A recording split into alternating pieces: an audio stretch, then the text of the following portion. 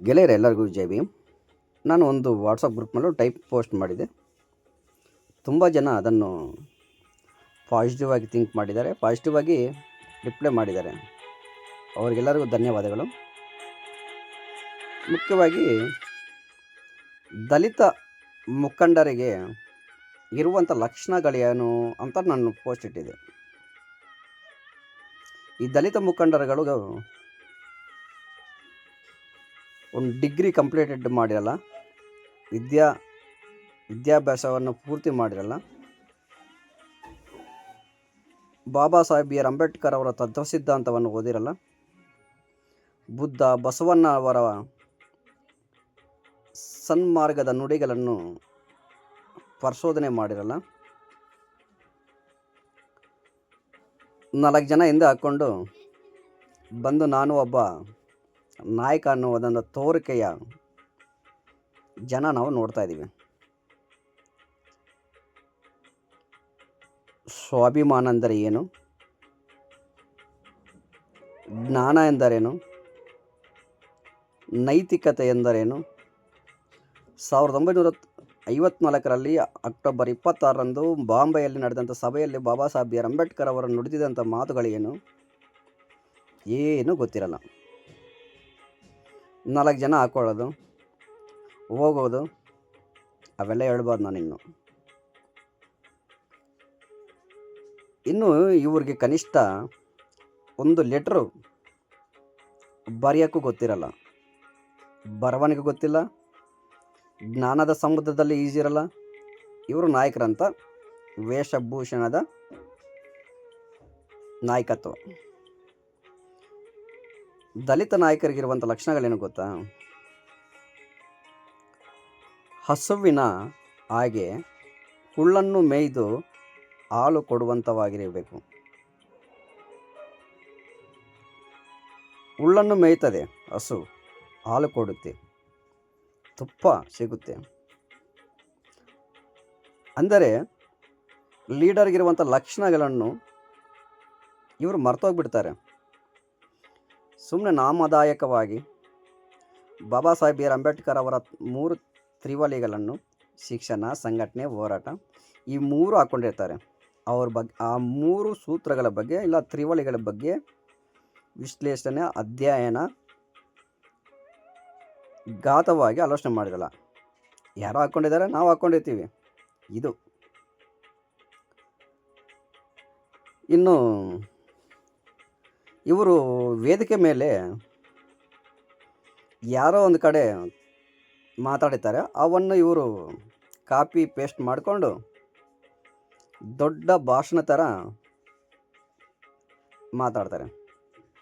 ಅಂದರೆ ಸ್ವಂತ creativity mindset ಇರಲ್ಲ, ಬೇರೆಯೊಬ್ಬರ ಮಾತುಗಳನ್ನು ಬಾಡಿಗೆ ತಗೊಂಡಿರ್ತಾರೆ. ಇವರೇ ಸ್ವಂತ ಅದನ್ನು ಕ್ರಿಯೇಟಿವಿಟಿ ಮಾಡಲ್ಲ. ದೊಡ್ಡ ದೊಡ್ಡ ಭಾಷಣಗಳು ಮಾಡಿದ್ರೆ ಆಗಲ್ಲ. ವೇದಿಕೆಗಳ ಮೇಲೆ, ವೇದಿಕೆಗಳಲ್ಲಿ ದೊಡ್ಡ ದೊಡ್ಡ ಭಾಷಣಗಳನ್ನು ಮಾಡಿ ಆ ಸಭೆಗಳಿಗೆ ಬಂದಿರುವಂಥ ದಲಿತ ಜನರ ಕಿವುಗಳಲ್ಲಿ ಹೂಗಳನ್ನು ಇಡುವುದನ್ನು ಹೊರತುಪಡಿಸಿ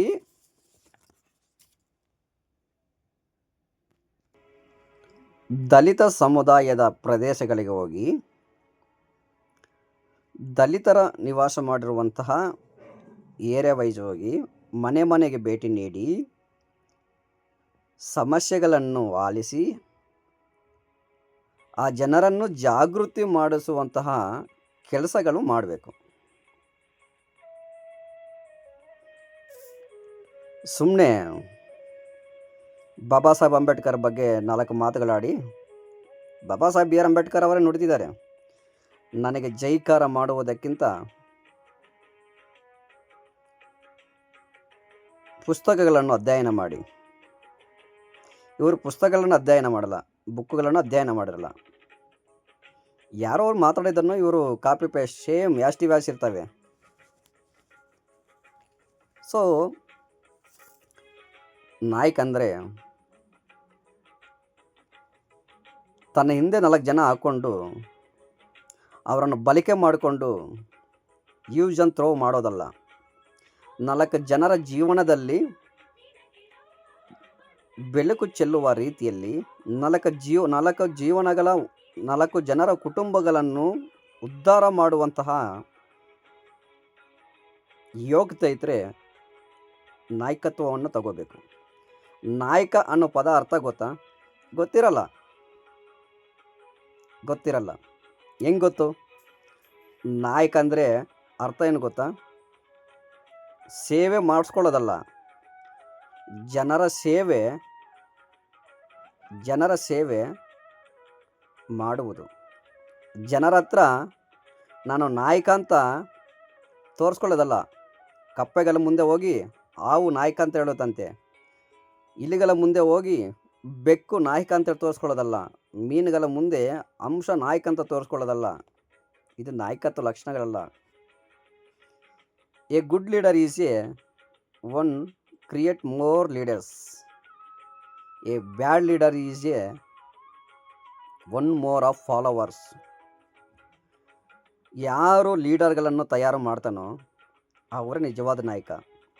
ಯಾರನ್ನು ಜನರನ್ನು ತನ್ನ ಫಾಲೋವರ್ಸ್ ಆಗಿ ಮಾಡ್ಕೊಳ್ತಾರೋ ಅವ್ರ ನಾಯಕನಲ್ಲ, ನಟನೆಗಾರ, ಆ್ಯಕ್ಟರ್.